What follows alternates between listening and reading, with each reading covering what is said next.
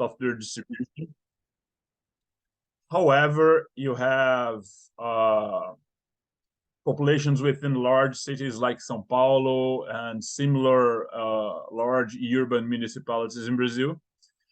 And those anacondas in those regions end up in conflict situations when preying over domestic animals.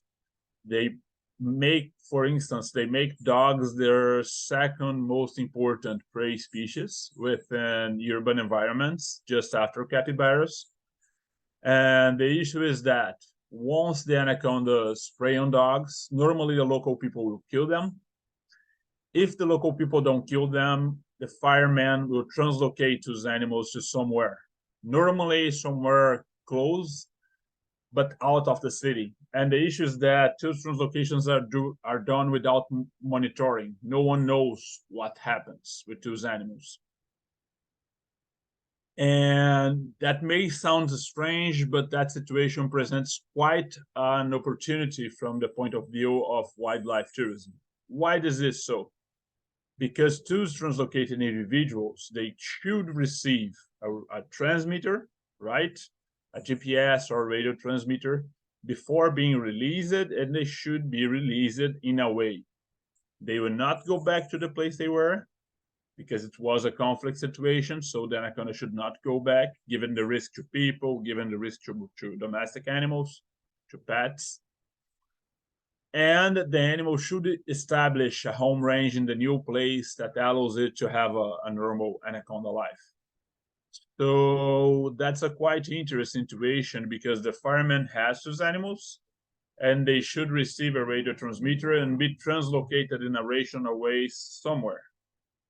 And somewhere could be a touristic operation. You understand? Like in a private reserve in Brazil, that are many, you can find one like essentially anywhere. You could choose a certain location, translocate those animals rationally, allow them to build a home range using state-of-the-art anchorage techniques so that the animals do not disperse, so that they have a nice acclimation, they can find prey, they can find water with the appropriate temperature. And then if all that results well, you have a touristic an opportunity to have a land-based operation of an anaconda safari. That would be quite something within Brazil's context. Besides the steps I already mentioned regarding the rescued, let's say, anacondas from the firemen, it would also be required to make some investment on infrastructure, but that, let's say, that situation is absolutely ready to start in Brazil. Unfortunately, you will not find investors interested in that in Brazil because most Brazilians will think on anacondas as backyard wildlife. Most people don't understand that foreigners will be tremendously seduced by them. It's actually one of the species that the people that the tourists visiting Pantanal want to see the most. And Pantanal has no large anacondas, has only yellow anacondas that don't grow much. So it could be a tremendous opportunity in the tourism sense, and an opportunity where you could see anacondas from outside of the water. And as I said, that kind of situation would be ideal in the tourism context because most of the people that travel to South America and to do wildlife tourism in general are retired, are photographers, and they prefer land-based attractions. Just to say a final word about that, anacondas could be a tremendous tool in the protection of the Amazon forest if becoming a possible wildlife attraction in the context of a safari operation for the Amazon. And you could do that operation for anaconda tourism simultaneously as you do research efforts for improving those translocations performed by the firemen. Those translocations where they may seem irresponsible and they may seem like an event that happens once every few years, they are actually numerous. Capitals in Brazil like Belém and Cuiabá and Manaus, each of two cities may have up to 150, 200 anaconda translocations every year. So that could be made into a better way of dealing with those animals, right? I mean, actually creating rational methods to translocate them out of cities and simultaneously creating research that allows us to learn how to translocate the species better and allow us to learn more about the species conservation. And that together with a smart alliance on tourism could also be a powerful tool on Amazon conservation. Getting back to the harpy eagle, you may remember I say to yours that the species is considered threatened nowadays. And the main, let's say, the last bastion of harpy eagle, the main distribution of harpy eagles nowadays is represented by the Amazon forest. Harpy eagles were found in Central America, from Panama to Mexico. They were also found on the coast of South America, from northeastern Brazil down to northern Argentina. However, it is quite well known that harpy eagles nowadays are all extinct on those ecosystems.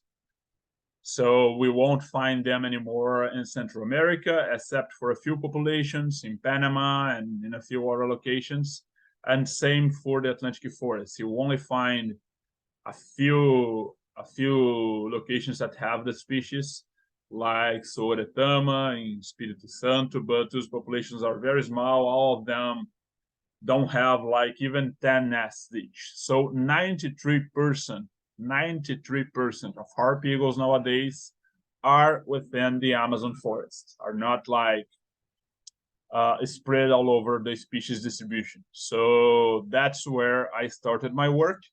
And I started on Southern Amazon, that is this section that has lower levels of habitat, has higher levels of habitat destruction.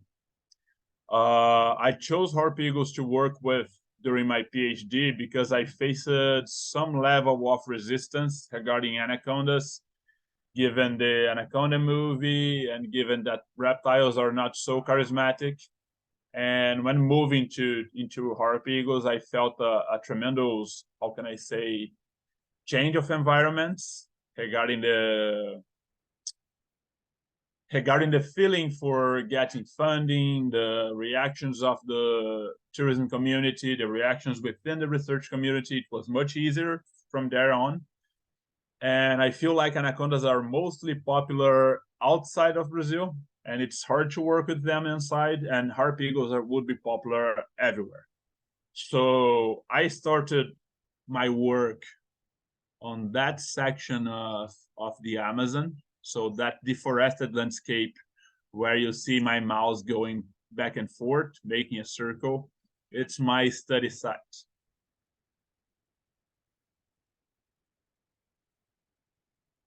And I'm trying to go into the next slide. Okay. And in my study site, one of the main issues for harpy eagle conservation is conflict. On that photo, you're seeing a harpy eagle eating a lamb. It may give you an idea of the size of a harpy eagle. And in the other photo, in the detail, you're seeing a harpy eagle killed by a small landholder in the Amazon forest. To clarify this issue, I must tell you the following. Most of the killings of harpy eagles are not caused by them killing domestic animals. Actually, most people will kill harpy eagles in the Amazon out of curiosity. How does that work? People who live in the Amazon forest, and that map I just showed yours, especially within the deforestation arc, that is that section on the outside of the forest, most of them, the vast majority of them, are migrants. And there are migrants that came into that section of the forest as migrants sponsored by the state. Brazil created the largest migration of sponsored by the state outside of China to colonize the Amazon forest because supposedly there is no people there. And when I say there is no people there, it means that our former military government thought that indigenous people were not people. So they sent many, many Brazilians there. And we started to fell forest, plant grains, raise cattle, and nowadays this is a section that's very productive within the Amazon forest. And that has people who don't know harpy eagles, who stopped coexisting with harpy eagles in the regions of Brazil where they came from 2 or 3 generations ago. So they approach harpy eagles with curiosity. They don't know what it is, and they kill it to see with their hands, right? And that's the reason why most of the killings happen. So after being contacted by the Rufford Foundation to start something that could offer more than scientific solutions, more than scientific research towards harpy eagle conservation, I came out with an approach that should prevent conflict and prevent the loss of nests through burning, through forest removal, and that could bring economic benefits to local people so that they would be directly benefited by the tourism and would like to keep working with us and stop killing harpy eagles. So how I did that? Regarding the conflict prevention and nest loss, first thing we did was to offer a reward that was around $100. And that reward was paid by someone who could tell the project about a nest. So if you know a nest position within the forest, you would be paid $100 for that. And I didn't know that when I started, but many Brazil nut collectors knew about harpy eagle nests, and they started to find many nests. I started to announce more with them. I started to give them lectures, to put propaganda on radio where they would listen. I started to use posters telling there was a reward for finding harpy eagle nests. And with that strategy, we were able to find like 7 or 8 nests every year for harpy eagles. And that's a lot. People normally take the whole career to find like 50, and I found enough to start studying them in just 2 years. And that was quite an achievement. And as it has a concrete value directly associated with the nest itself, people change ideas about harpy eagles. They don't want to kill harpy eagles anymore because it's worth money. And additionally, they stop shooting harpy eagles too. Besides that, regarding bringing the economic benefits directly to people, as we will explore in more detail later, we will learn that while building the towers, while building the trails to reach to towers, we always have a part of those sources reaching local people. So the locals are hired to build the towers, are hired as porters to take the tourist materials into the towers. They are hired to build the towers themselves that are movable, that can be switched between nests. I'll tell you in a second how that works. So they are with us doing everything. You may imagine that we arrive like kind of without a team. We just have like the main positions with people that need to speak English or that need to be an engineer. And besides that, we hire everyone locally. So our drivers will be local, our porters will be local. The people who build the towers, who build the trails will be local too. And harpy eagles have a tremendous advantage in that sense because they nest in the same place for several years. and they only have a single eaglet every 3 years. So you have plenty of opportunity to explore harpy eagles within a single nest, because you have like 4 or 5 months in a row where you have a guarantee that you will find the animals there all the time, and 2 or 3 months more where you have the guarantee that they will be there at least once every 3 days. So that's quite stable for wildlife, especially if it is like sessile, it is in a single point on the landscape, doesn't move, doesn't migrate. And with that advantage, you can rely on having 2, 3 towers and move those towers between different nests as they are active and inactive. And the locals know that the harpy eagles will come back several times in several decades to that same place. So they will preserve that place because the harpy eagles will come back and they want them to come back. So those nests, they are usually spaced by 3 kilometers on my study site. So here you can see some of the nests we monitor, not all of them, but they are spaced like 3 kilometers among them. As you can see, there is a bunch of deforestation between those nests, and this section of the Amazon forest is mostly cattle ranching for meat production. And we have several nests that are monitored in this region where we put camera traps and implement tourism with the techniques I just mentioned to yours. The density on my study site would be around 4.8 nests per 10,000 hectares or 100 square kilometers. And that means more or less 10 adult eagles, 10 breeding eagles every 10,000 hectares or 100 square kilometers, which is a quite high density. It's quite similar to jaguar density or tiger density, if you prefer in India. In India, tiger density would be like 8, 10, 12 in good parks for that same area. Same for us here with jaguars and with harpy eagles. So as I say to yours, I put up those nest awards for finding nests. This was mostly paid to the Brazil nut collectors that have found 8% of all nests we found. We found in 7 years of my involvement, my direct involvement with the project, we found 55 nests. That's quite an achievement. And you would need, statistically, you would need at least 13 of them to have the tourism working year-round.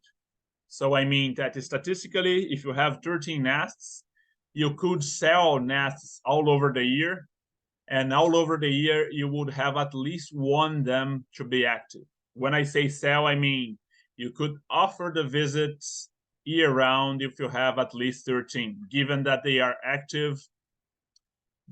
They are active enough for tourism during only a 16% section of the whole breeding cycle. So that means you need 13 nests to move the tower between them and have at least one of them active every part of the year, every day of the year. Nowadays, finding more nests is not an issue for the project anymore. It's obviously already solved, but knowing the nest locations, it is a tremendously precious achievement because, as I say, harpy eagles are sedentary and you keep coming back year after year after year. So you create an asset within someone's property. I have told yours we have many benefits for the locals, and we must also have a benefit to the landowner, right? Because he owns the land that has the nest. So we pay him $20 per tourist per day. That represents more or less 100 reais. And this money is quite beneficial to landowners in southern Amazon. It's not something that plays, what can I say, a big role on the functioning of the property. But anyways, they know they spend nothing to have a harpy eagle there, and it's better than to have zero. In addition to that, we end up overhauling, reforming some of the roads, some of the gates in the property. So we end up being a good advantage to the landowners within the arc of deforestation. So we are welcome within the properties, whereas an average environmentalist would not be how could I say that, would not be welcomed into those properties. But as we do business instead of just conservation, and the people are expected to benefit from that, they end up receiving us well. So those are the brochures that announce the reward. If you take a look on the small letters, there is my permit number here, and it explains a bit in Portuguese why we are looking for nests.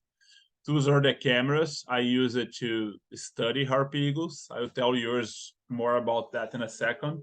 But the general setup to find the nest is just that you're seeing in the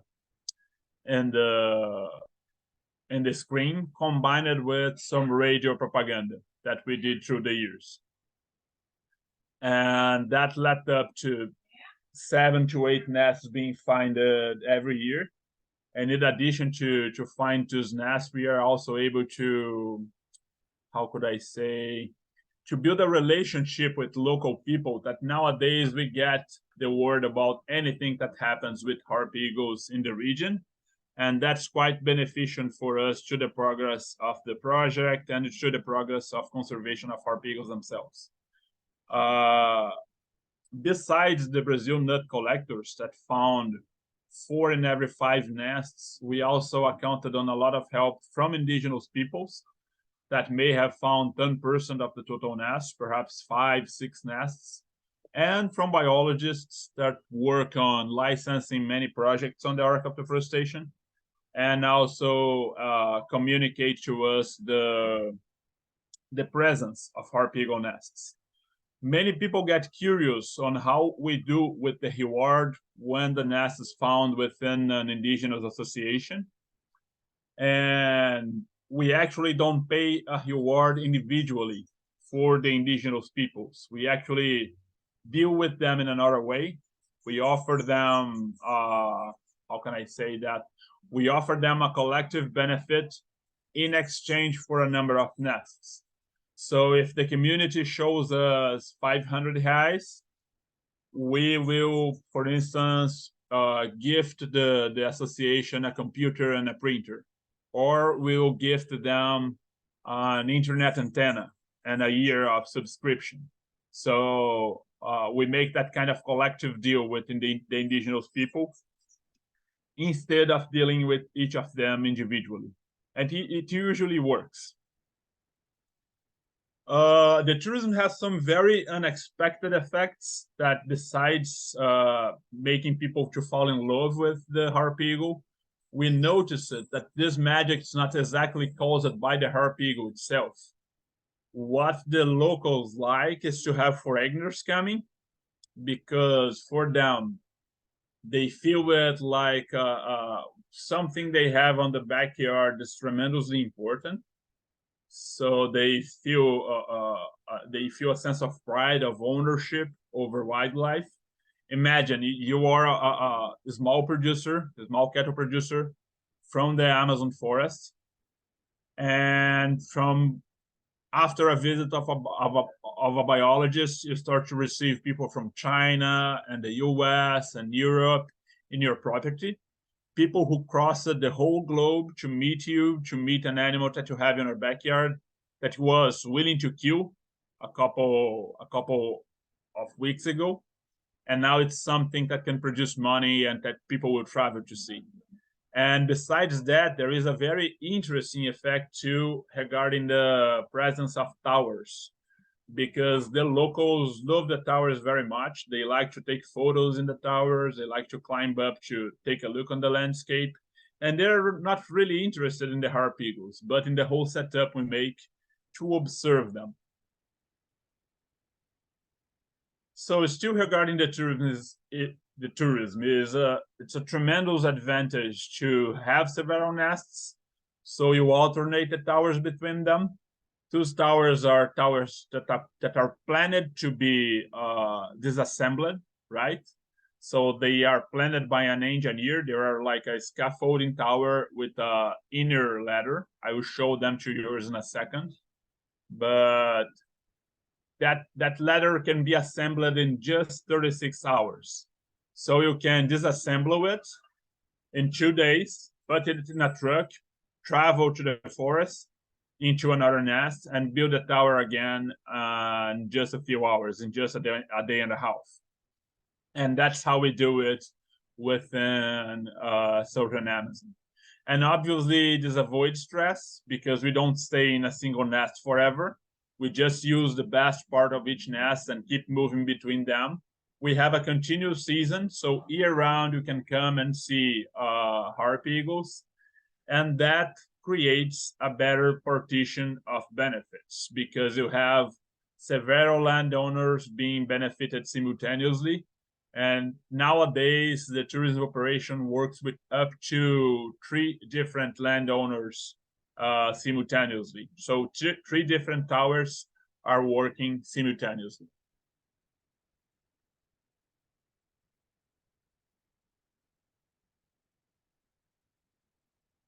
Regarding the harpy eagles, there is an additional factor that's highly welcome and from the tourism point of view, that the animals are tremendously sessile. They have nest fidelity.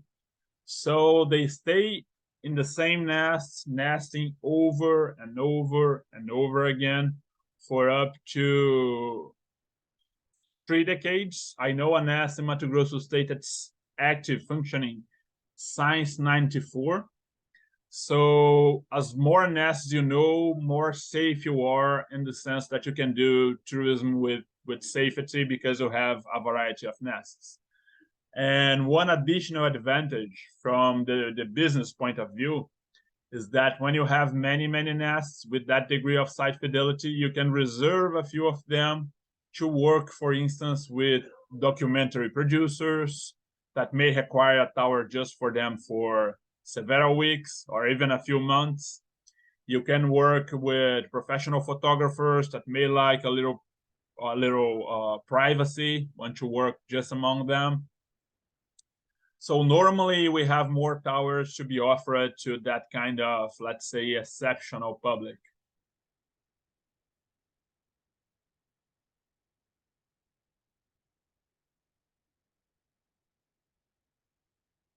And this is a tower setup. You're not seeing the full tower here, just the top of it, but you can see the ladder inside.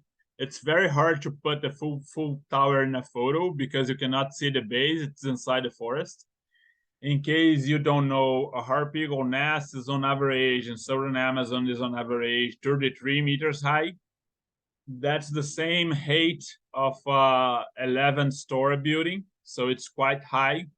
And we normally have the tower 1 or 2 meters higher than the nest itself, so that you can have an inner view of the nest. You can see the nest inside. In that case, we are looking, the nest is here. In case you see my cursor, you will see the nest here. And that's the place where the tourists will be looking at. As you may imagine, the whole thing is planned to have the best light conditions. So the position of the tower is controlled by sunset, sunrise, so that to have good photos and you don't have any branches on your way. In addition to that, let's say, a vision relationship with the place, we also need to keep the towers 25, 28 meters away from the harpy eagle so that you can have a safe distance and don't stress the animals too much. As you may imagine, all of that must have a state permission to work in Brazil. So you must have a license, a permit to do that kind of tourism. And normally we work from that structure into outsourced lodge. So we will not put like our own lodge nearby that nest or our own camp nearby that nest. Normally you transport people back and forth from a local lodge and into a local restaurant to have a better partition of benefits. Some people will prefer to camp. It's not common for our guests, but especially for professional photographers, some of them will plan to camp. Just saying about the support I received along 2 years that I studied Harpy Eagle for tourism purposes. We discovered that they have like a tremendous impact on the ecosystem. For instance, fertilizing the canopy with rare nutrients that come from their feces. So they create a hotspot of fertility around the nests. And they have like very interesting impacts on prey populations too.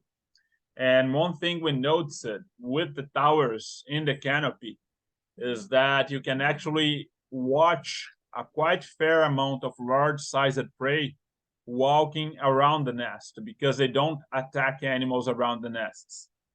We have an hypothesis that this is to, let's say, create an opportunity for better foraging for the young. I don't believe that very much, but it's factual that you can see a bunch of wildlife nearby the nests, including spider monkeys, including woolly monkeys. So being in the tower is quite an experience in the sense of tourism itself. It's like doing a safari and in a frozen way. You're just sitting and the animals are passing by. So besides Harpy Eagles, you're supposed to see spider monkeys, woolly monkeys, macaws, toucans, and other inhabitants of the forest canopy. We also camera trap Harpy Eagle nests. My cameras are always invisible from the point of view of tourists. They are always hidden beside trunks. But we're able to learn how much deforestation Harpy Eagles are willing to tolerate. And that has been one of the most downloaded papers on Nature in 2021. So a great deal of research was produced alongside that tourism initiative, and that research influences Harpy Eagle conservation positively, even on an international level. I have published during 2 years, perhaps 12, 14 papers on Harpy Eagle biology that are nowadays affecting the species conservation positively, including increasing the pet status within IUCN. Regarding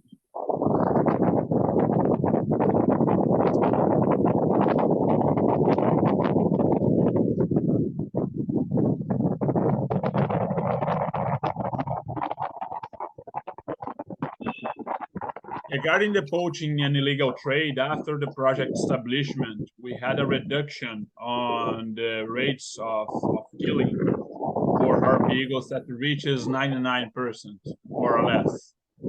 So, yes, I think Salil Dutta will need to mute his. Yes, that's it. Thank you so much. So regarding the kind of conflict I mentioned on the beginning of my project, around 90 eagles would be killed every year on the context of the arc of deforestation.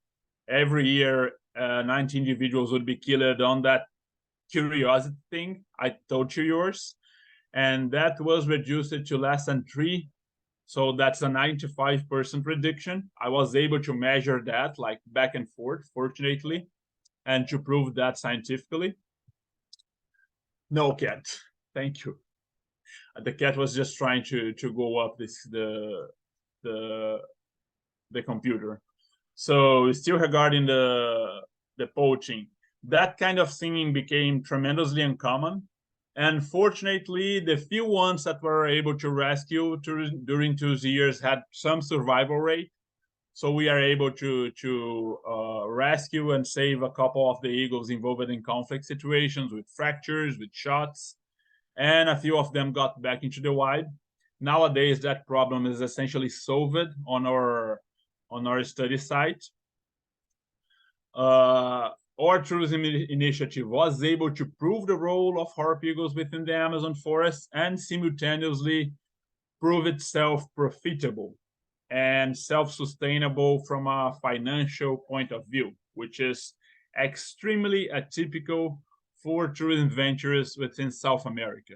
Most people starting tourism activities within Brazil do it out of heart. They normally don't know much of about the sector. And fortunately, I had some experienced people to start an initiative on Harpy Eagles, and it is financially sustainable. The initiative nowadays charges around $3,000 for 3 days with guarantee of Harpy Eagle sites within the Amazon forest. And they receive like 120, 140 guests a year. With this, they pay a bunch of people who work there, who are part of the team, which use it to include myself up to the beginning of this year, and also includes a bunch of landowners that are by their time protecting forests. They have a contract with us that don't allow them to fell forests, to set fire, and so on. Those contracts are very important for keeping Harpy Eagle safe within those properties. So this is the photo from within the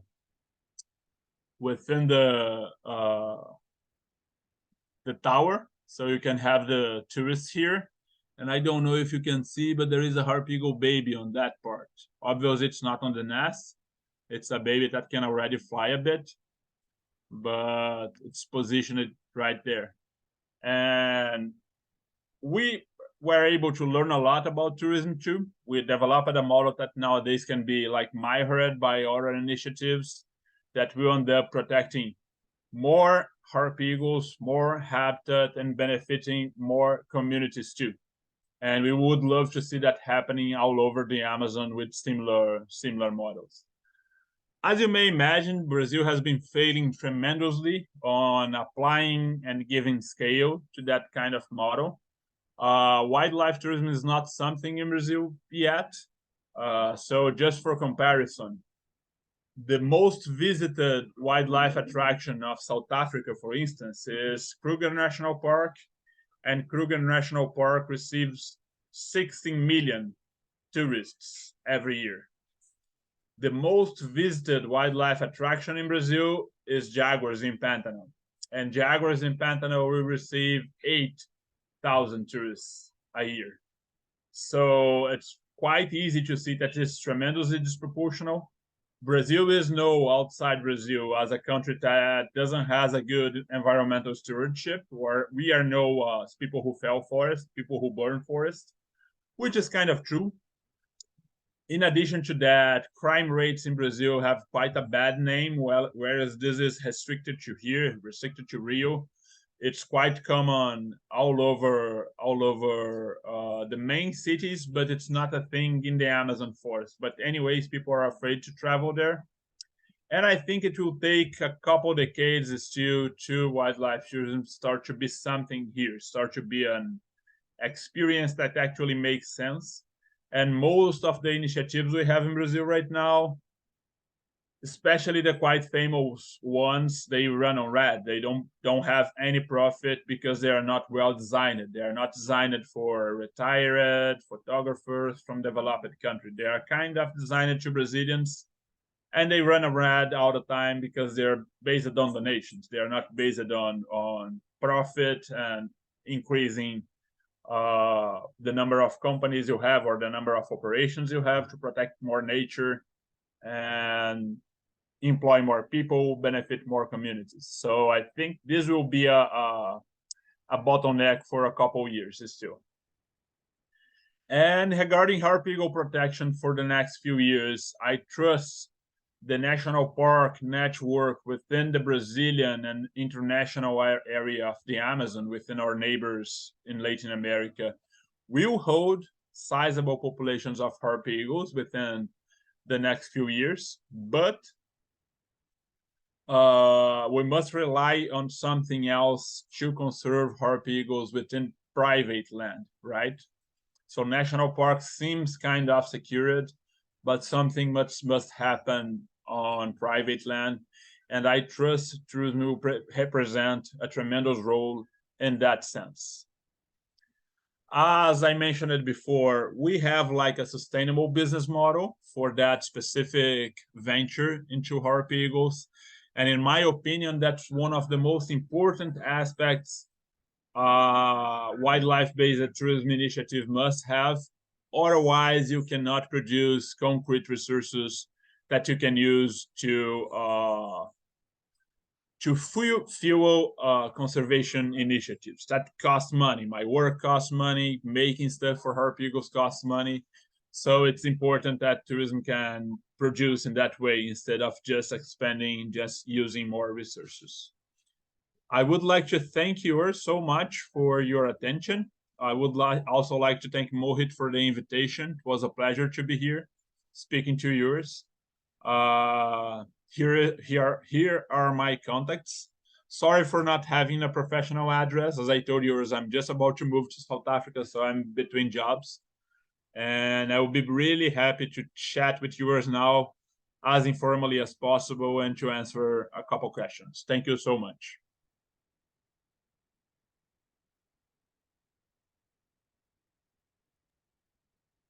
Thank you, Everton. That was a marvelous webinar. It was fantastic piece of information related to Harpy Eagles. A lot of us don't know about these species or the kind of work that's been put in, by scientists and researchers.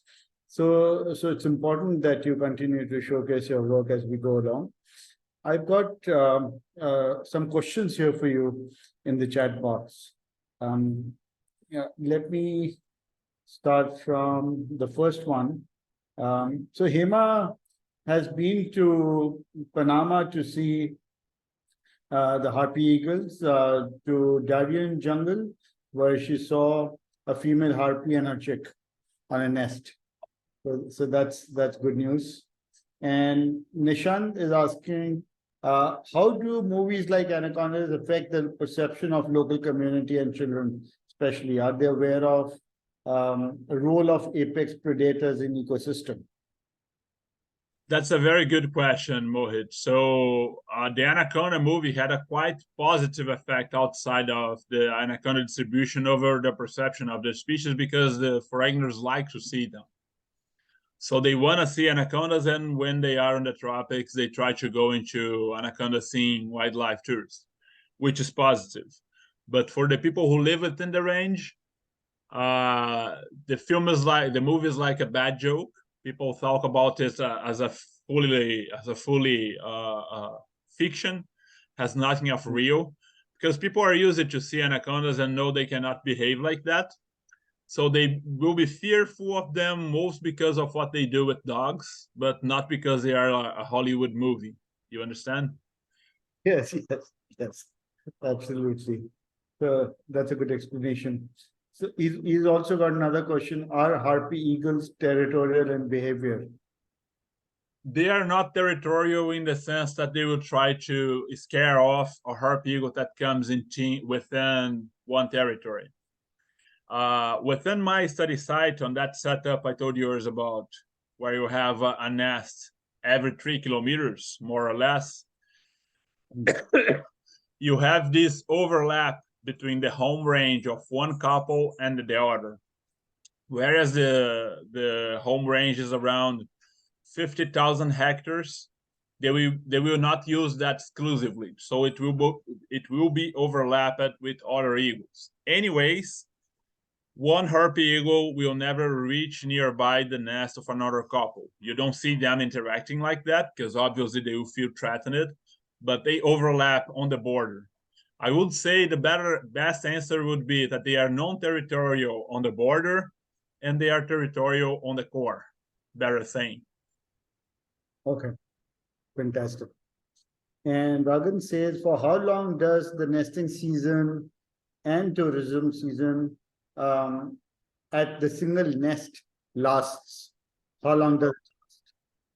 So within a single nest, our permit allows us to put the tower once the chick has 15 days. So the little wiglet will be like that size with 2 weeks. And we only can install a tower after 2 weeks. We will not do it during the egg incubation that lasts almost 2 months, and we will not do it before 2 weeks. And the reason why is that the female will necessarily feel threatened by the presence of the nest being built. So if that happens during the nest building, they may abandon the nest, but if they do not, if they are not disturbed, they will keep on with the nesting process. And when the chick's a little bit older, when the eaglet's a little bit older, they can thermoregulate by themselves. They don't need the mother to shade them or to cover them from rain. So it's not bad if she pays attention on us for 1 or 2 minutes during the rainfall, because he can take it. But you should not do that with a very young eaglet. When you do it after 15 days, you could keep exploring that same nest for up to 5 months, and then you need to move the tower again. So you stay on average in 5 months on each nest, and then you move the tower. But let's say that I would like to give you an answer more like a consultant. That's what we do on day-to-day life. We are always choosing the nest that's closest to the airport. So if we have a very good nest, and in 2 weeks we have one that's even better because it's closer to the airport, we'll change the tower there. Because as I say to yours, moving the towers is like 3 days work, 4 days work. So it's really easy to perform that kind of change. And we always try to be on the sweet spot, closest to the hotel, youngest Harpy Eagle, so that the tourist has the best experience. Wonderful, wonderful. And so let's say if somebody wants to see a Harpy Eagle, how much money will he have to pay? That's a very good question, Mohit. So if you want a guaranteed visit into the Amazon for seeing a Harpy Eagle from a tower, that would cost nowadays $3,000 for 3 days. And if you don't see an adult Harpy Eagle, you receive your money back. Really? It is 3,000. Yeah, it's guaranteed. So 3,000 include transport. So we pick you in the airport. All your meals are included. You will receive your meal on the tower. Your hotel is included. The transport between hotel and tower, and a guide that will stay with you, that will take care of your needs during your trip. That value can go down to $1,500 if the group is big enough. For instance, the Chinese usually come into 9 people. So they will pay like $1,400, $1,700 each. We also have another option. That's not very much. If you look at the conservation of Harpy eagles, which is such a important species on the planet, $3,000 for 3 days is not much at all, considering that. Yeah, for sure. Yeah. Especially with the kind of service we offer, right, Mohit? Because we have a tower prepared for photographers. You're not making a photo from the ground with the light against your eyes and so on. You're having a very perfect situation. And if you would not like to pay that much, we have one nest that we offer once a year that is a self-drive. So you can go driving from Pantanal in southern Amazon, in southern Mato Grosso, in northern Pantanal. You can go on a self-drive into a tower where you have no guide, you have no food, you will need to book your own hotel, but you can go there and make your photos anyway. So that's a self-guided trip. And that costs, even if you go alone, that costs like $1,500. And if you go in a group, you can pay even less. That's more designed for Brazilians. I will write the link here on where you can book a tour. Which is why I posted your number, because Sunita wants to know where I can book a tour. So, I send the contacts of the company owner. so that they can Right. obtain more details directly with him. Nests are close to airports, normally 1 or 2 hours. The farthest one we have from an airport is 4 hours from an airport. Right. So can one combine this with Pentanel to see the Jaguars and then also do Harpy Eagle tour on the same trip? Yeah. Again, another very good question, Mohit. The thing is that, as I say to you, Brazil doesn't has a big public on ecotourism, right? So we actually sell for the people who come to see Jaguars in Pantanal, because it's already a section of Brazilian tourism that's full of foreigners. So in the same airport where you arrive to see Jaguars in Pantanal, that's Cuiabá Airport, you can fly into the Amazon. It's a 2-hour flight. It costs like $50 to $100. And then you can see Harpy Eagles like in 1 to 3 hours from that airport. Oh, so excellent. What people normally do is that they buy 5 days in Pantanal of Jaguar Safari, and they buy an extension for staying 3 extra days in the Amazon forest. Awesome. So all the money that after taking out the expenses, the profit goes back into Harpy Eagle conservation. No, not all of it. It's a for-profit organization, so they finance research, which is quite expensive. They paid for my PhD. They paid for like that bunch of papers I published together with a few other funders. But when they have like a good margin of profit, they try to expand it. So they try to create new attractions. That's how they work. That's how Southwide works. The owner of it, Charles, he's already rich, so he doesn't work for profit for himself. But once the company produces money, he creates new wildlife attractions. Wonderful. We've already got people here who are interested. So Everton, if you, That's good. so this is good. Interesting. Yeah, it's going to be very interesting. But I think this is absolutely a fantastic webinar, with so much knowledge. I have a few takeaways from this one.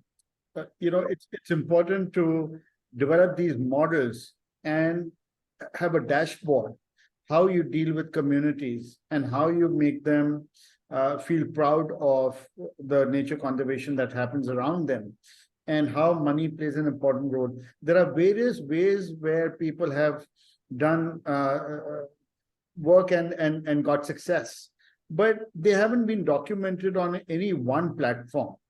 Recently when I was in Kashmir, we were talking about the local community trying to save the markhor, which is in one particular part of Kashmir. And it's highly threatened. It's threatened because there's a competition with the livestock of the herders. The question is, who do you train to be guides? The people from the village or the herders? If the people from the village get trained as guides and take people up, then herders get nothing. And they will continue with their livestock. And the threat will continue, right? And there's no way, they're two different communities, right? So there's no cooperative that's going to be formed. And if you train the herders to be trackers and guides, then there's a possibility of them reducing their livestock to increase markhor population. But then the village communities will have to get into something else like homestays or ecotourism village or many other experiences from where they will make money.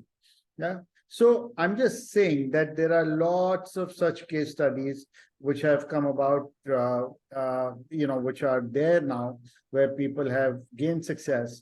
But I think what we should do is, whatever that you come across,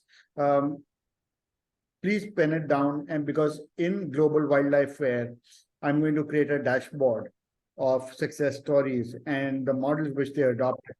So people can then see that, these are 100 ways of gaining success, and they can experiment in their thresholds and make use of these stories without having to experiment all over again. I think this is a brilliant work that you've done, Everton.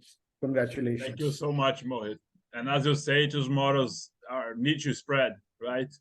It would be a pleasure to be on the success cases within Lovely. Asian adventures and other friends that have like that kind of work to present. I would love to learn from the experience of my colleagues too.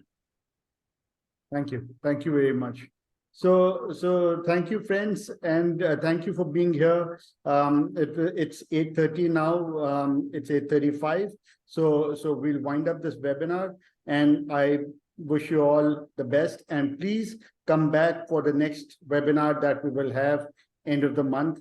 I think the next one will be by Yong Dingley, but I'll confirm with you through email or other channels very soon. And thank you for being here, and thank you for meeting my friend Everton, who's done such wonderful work. Thank you, Everton. Thank you so Bye-bye. much, Mohit. It was a pleasure.